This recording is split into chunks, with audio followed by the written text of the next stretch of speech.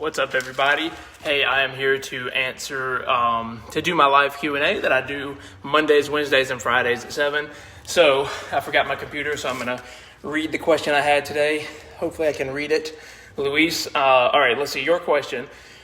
What's your take on vegan or going full vegetarian? Some doctors are insisting something like that is definitely a great benefit, but can you really build muscle on a diet like that? So let me throw out a few things. First, a disclaimer. I am neither a doctor nor a nutritionist. I am a fitness coach. So I don't want to speak to the claims of whether it's a good diet for people to be on.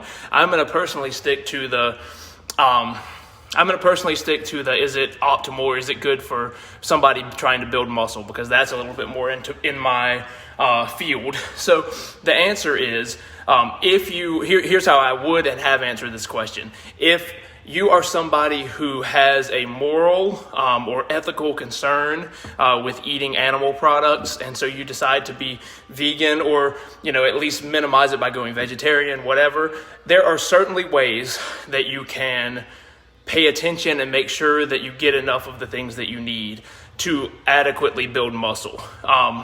That being said, if you are not somebody who falls into the camp of having an ethical concern or having a moral concern with it, you're just doing it because you're trying to find what the most optimal thing is, it's not that. And the reason is you have to pay so much closer attention to certain things. For instance, protein is a huge concern for a lot of people who don't eat animal products. Getting enough protein is already a big concern just for normal life. But when you add in somebody who's trying to build muscle, to get the levels of protein you need, it's difficult. It's not impossible, it's just difficult. And you have to pay attention, you have to track things, you have to make sure you get enough protein. You have to make sure some other things too that are out of my field of expertise, but I'll just mention them. You need to make sure that you get enough like vitamin B12, enough iron, enough calcium. These are things that on a vegan and or vegetarian diet are very often problems of getting enough of. And this is not specific to veganism or vegetarianism. There are things like for people who go with like a carnivore diet, for instance, there are things that they have to pay attention to. It's not just people who go plant-based. Anytime you eliminate certain food groups, as we've come to know them, there are deficiencies you have to watch out for. And they're all concerning, but as it relates to muscle growth specifically, protein is the biggest one. The people who I have worked with who have mostly a plant-based diet, we have always had to find ways to get their protein up because their protein is woefully lacking. If they just track their stuff and I'm like, wow, you have 30 grams of protein a day, not good, even if you never touched a weight in your life. So that's not everybody. Some people have figured it out. There are vegan and vegetarian bodybuilders, powerlifters who are huge, who are in excellent shape. It's not impossible. It's just hard. And if you're somebody who has a hard time tracking things and paying attention and really like making sure you're hitting your numbers on certain things, it may not be the option, the way to go for you. So that's how I'd answer that. That is the one and only question I had today. Just to sum it up, if you are somebody who has an ethical concern, a moral concern, it is completely possible to build muscle on a vegan or vegetarian diet, but it's not optimal. So if it is not a moral concern and you're just searching for what's optimal, I would not recommend that, because you have to pay way more attention than normal to getting enough protein, getting enough of certain vitamins and minerals like B12, iron, calcium, things like that. So for those reasons, I don't recommend it unless it's a moral concern. Moving on, I've got one other thing I'm going to mention really quickly. And this is a little more in the time management piece of things.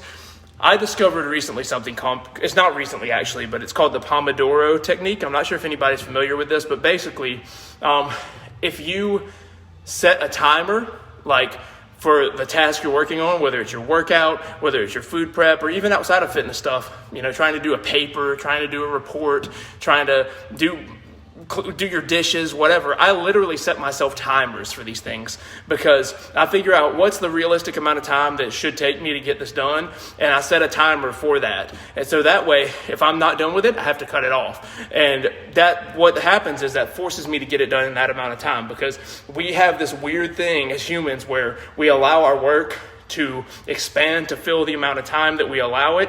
So if you give something an hour that should only take 25 minutes, it's going to take you an hour because you're going to get distracted. You're going to feel like you have plenty of other time, versus if you've only set 25 minutes and that's like literally the minimum amount you could possibly do it in, you're going to be focused. So employ that in different things in your life, and I guarantee you will feel more productive. So wrapping it up, Reginald, what's up? Reginald, how many exercises can I superset in a row? Dude, that's a good question. I'm going to say it totally depends on what you're trying to do here. I would recommend supersetting more arm exercises, for instance.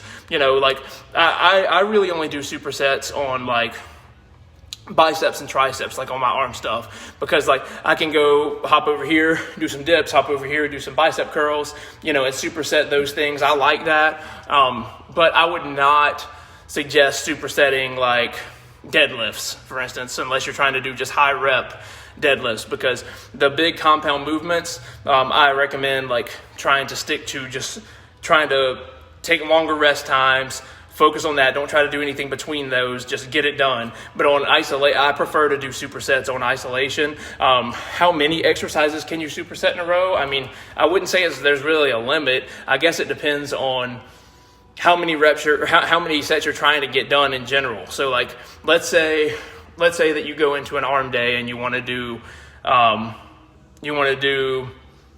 dumbbell curls. Let's say you want to do, for biceps, you want to do dumbbell curls, barbell curls, dumbbell hammer curls. For triceps, you want to do dips, you want to do close grip bench press, and you want to do like tricep cable press downs. I wouldn't see any issue supersetting all 6 of those exercises, so have them all just back to back and hop from this one to this one to this one. Only caution I would say is if there is a lot of like equipment change up in there, it wouldn't be optimal. So I would superset as many exercises as you can do without having to change the equipment, if that makes sense. Let's see. All right, that's all the questions. Okay, 6 to 8. Yeah, same answer. I would say if you're, if you're working mostly with dumbbells, you're working mostly with cables, whatever, and it's just a quick change up or whatever, go for that. But if you're having to load and unload plates between each superset, things like that, you're sapping energy sitting there trying to waste the weight or trying to like switch the weights and stuff. So yeah, I would say as many as you can do back to back without having to change equipment is the way I would go about that.